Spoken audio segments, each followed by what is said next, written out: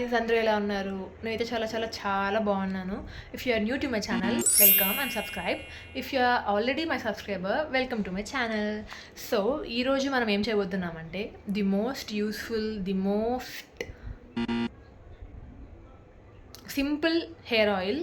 ఈ hair oil నాకు చాలా పర్సనలీ చాలా ఇష్టం. ఎందుకంటే ఇది నా హెయిర్ ఫాల్కి, నా డాండ్రఫ్కి, అన్ని రకాల హెయిర్ ప్రాబ్లమ్స్కి చాలా హెల్ప్ చేసింది. And if you can see baby hair కూడా గ్రో అవుతుంది. సో ఇది నేను ఎందుకు మీతో షేర్ చేసుకోకూడదు అని చెప్పి వీడియో చేస్తున్నాను. So watch till the end and try చేయండి మీరు కూడా. సో చాలా సింపుల్ గైస్, మనకు కావాల్సినటువన్నీ ఏం లేదు. మందారం ఆకులు, మందారం పువ్వులు, కరివేపాకు, కలోంజీ సీడ్స్ అండ్ మెంతులు. ఇది అందరి ఇంట్లో ఉంటాయి, ఓపిక్గా వెతకండి. అండ్ ఆనియన్, ఆమ్లా అండ్ కలబంద, ఇవి కూడా అందరి ఇంట్లో ఉంటాయి, డోంట్ లై. సో ఇక్కడ ఒక చిన్న టిప్ ఏంటంటే, కలోంజీ సీడ్స్ వాడే ముందు వాటిని కొంచెం క్రష్ చేసుకోండి. ఒక రోల్లో కానీ ఆర్ ఎలాగైనా యువర్ కంఫర్ట్. క్రష్ చేసుకుంటే దాంట్లో ఉన్న ఆయిల్స్ అన్నీ యాక్టివేట్ అవుతాయని నేను చాట్‌జీపీటీలో చూశాను. So don't forget to do that. So ingredients అన్నీ రెడీగా ఉన్నాయి కాబట్టి ఆయిల్ పోసుకొని, నేనైతే ఐరన్ కడాయి తీసుకున్నాను ఎందుకంటే ఇది కొంచెం హెల్దియర్ ఆప్షన్ అంట. సో ఐరన్ కడాయిలో ఆయిల్ పోసుకొని సిమ్లోనే పెట్టుకోండి, ఎందుకో మళ్ళీ చెప్తాను. సిమ్లో పెట్టుకుని 1 by 1 అన్ని ఇంగ్రీడియంట్స్ యాడ్ చేయండి. లైక్ ఫస్ట్ మందారం ఆకులు వేయండి, తర్వాత ఫ్లవర్స్ వేయండి, ఆ తర్వాత కరివేపాకు and then seeds, onion, amla అన్నీ మెల్లమెల్లగా ఒక్కొక్కటిగా వేసుకోండి, అన్నీ కలిపి వేయకండి. సో అన్నీ వేసేసిన తర్వాత స్టవ్ని సిమ్లోనే పెట్టుకొని చేయండి. ఎందుకంటే మీరు హై ఫ్లేమ్లో పెడితే సరిగా కుక్ అంటే సరిగా అవ్వదంట ఆయిల్.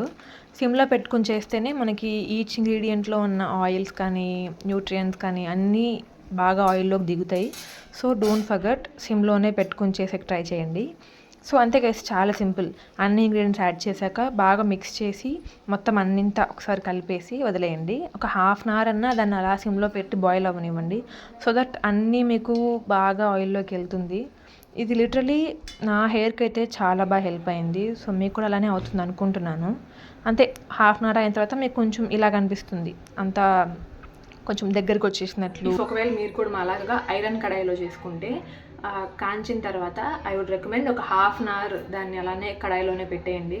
అప్పుడు ఏమవుతుందంటే కడాయిలో ఉన్న ఐరన్ కానీ ఏదన్నా ఆయిల్లోకి బాగా ఇంకుతుంది అనమాట. అండ్ ఈ హాఫ్ అన్ అవర్ టైంలో ఆయిల్ కూడా బాగా కూల్ అవుతుంది. So I recommend that. And ఈ హెయిర్ ఆయిల్ చాలా మంచిది గైస్, చాలా డాండ్రఫ్ ఉంటే పోతుంది, హెయిర్ ఫాల్ ఉంటే పోతుంది, అండ్ మోర్ ఓవర్ కొత్త హెయిర్ వస్తుంది. సో హెల్ప్ఫుల్ కదా.